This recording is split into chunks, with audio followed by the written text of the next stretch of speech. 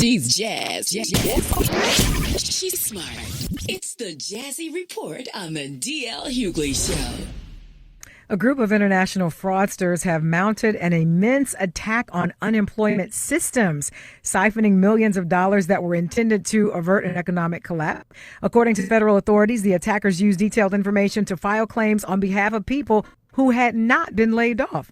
Authorities warned that every state is vulnerable. However, there is already evidence of attacks in Florida, Massachusetts, North Carolina, Oklahoma, Rhode Island, and Wyoming. You know what could probably mitigate some of that? Oversight. There's no such thing as that. People actually looking at where the money goes. Yeah, Mnuchin says, no, we don't need that. No, oversight. Yeah. Like you might have a reality star in Atlanta that gets $1.3 million and goes out and buys a Bentley and Rolexes. Yeah. Like he might do that. Mm-hmm. Or you might get somebody that owns a steakhouse that gets $10 million that they shouldn't have. Mm-hmm. Or somebody has a construction. I mean, you know what could solve all of this? Oversight. Oversight could solve it. Everybody need a supervisor. We got one. Mm-hmm. We sure do. We do.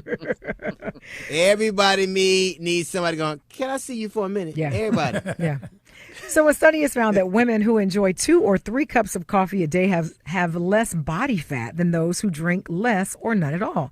This is because coffee may contain compounds with anti-obesity properties, which cause the total percentage of body fat to fall. The pattern is seen in women of all ages, regardless of whether the coffee is caffeinated or decaffeinated. Yeah, but coffee is filling, is hot, right? And hot.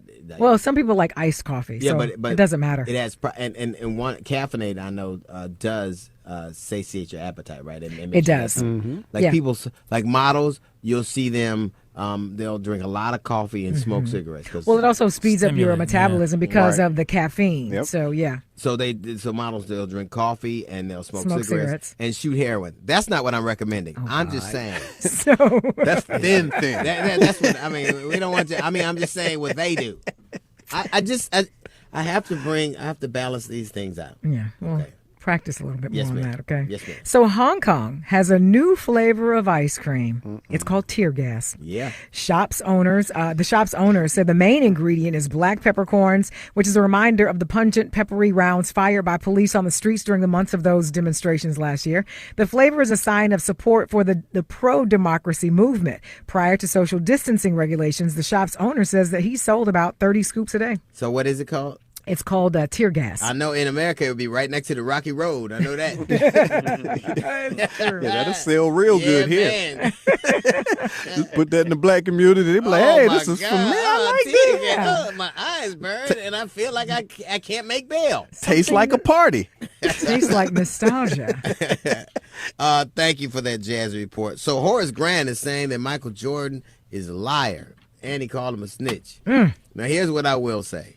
First off, when you write your own story, chances are you're going to make yourself look a little better than you actually were. Always. Right? Yeah. Always. And people who see that story are going to think that it's a little worse than it is.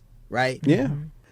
So do you think that Horace Grant said Michael Jordan lied and called him a liar and a hypocrite and a snitch for disclosing that drugs were present in the hotel room with other players? Is he right or is he jealous of MJ? 877-242-2426. Also, hit us up on Twitter at DL Hughley Radio or on Facebook, The DL Hughley Show, and of course the website, DLHughleyShow.com. We get into your calls in a bit. It's the DL Hughley Show. Hey fam, hit DL up on Facebook and on Twitter at the DL Hughley Show.